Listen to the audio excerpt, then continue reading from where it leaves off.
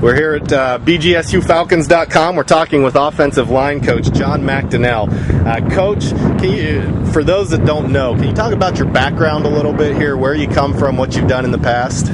Well, lastly, before I came to Bowling Green, I was at Purdue with Coach Joe Tiller. Most of my coaching career has been on the West Coast.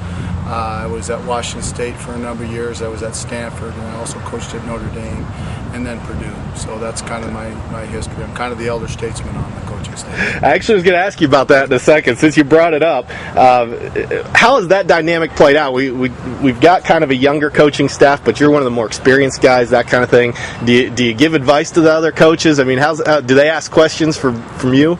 Not really. I think it's been a great staff that Coach Clawson has assembled, and everyone's on the same page and focusing to get the best out of our players and those types of things. And as a coach, you always are learning. And whether you're young or a little bit older or whatever, you're always learning new systems. And so that's been very exciting. As much as anything, is getting to know the new staff and the staff getting to know me. It's been a great transition. Sure. How did you get to BG then? Did you have a connection with Coach Clawson somewhere down the line? Just a little bit, yeah. Okay. He and I had worked some clinics together and talked over the years, and we got on the phone call and started making a few phone calls and came up and visited and talked a little football, and next thing you know, I'm a Falcon. Sure. The last name, the pronunciation, I'm going to try to hammer it into the fans here. How often do you get called McDonell as opposed to McDonell? Don't take offense to it either. It's McDonell.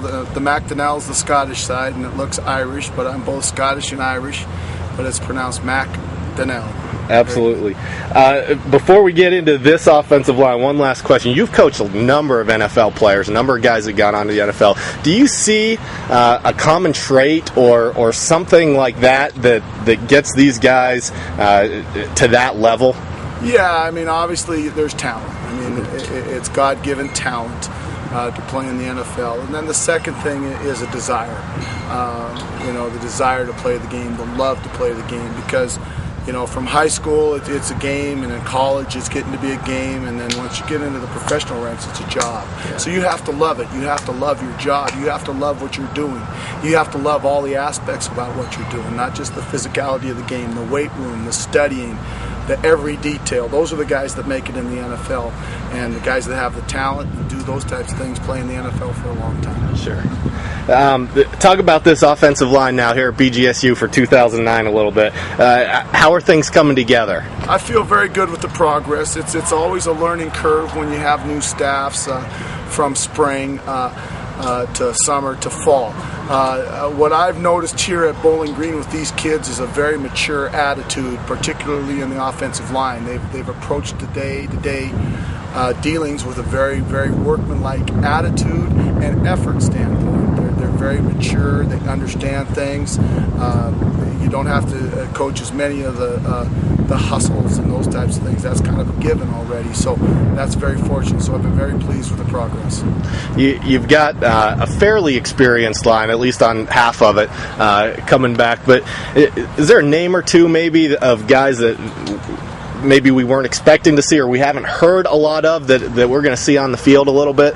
Well, I think that the returners, you have to mention them first. Yeah. I think that I said earlier, Brady Minturn and Shane Stiffy bring a great maturity to the group. They're mature young men, and I'm very, very fortunate to have the opportunity to coach it. Ben Boychek's got great talent, gives great effort, is a natural leader. Very excited about him. Scott Albert's had a great summer. He's got a lot stronger in the weight room. He's got good body presence. He's a mature kid. He's a fifth-year kid that's been around for a while, and he sees the opportunity and he's grasping it. And Tyler Donohue's another one that is one of the stronger kids on our team, is athletically very talented, and he's playing with much, much more confidence. These guys, and I asked Shane this question, basically, these guys are kind of used to blocking out of the spread offense. Is there a difference in technique or mentality in blocking in a more traditional offensive set? No doubt about it. There's no doubt about it. And I think that the more blocking schemes that you can master, the better your offense is going to be, the tougher you are going to be defend. I always believe in balance in offense. You like to be able to do both. When you can run the ball, it makes pass protection that much easier. So, like I said, it's still a work in progress. We've still got lots of work to do, but we're taking steps in the right direction. Thanks, Coach, for joining us on BGSUFalcons.com. Thanks for having me. See ya.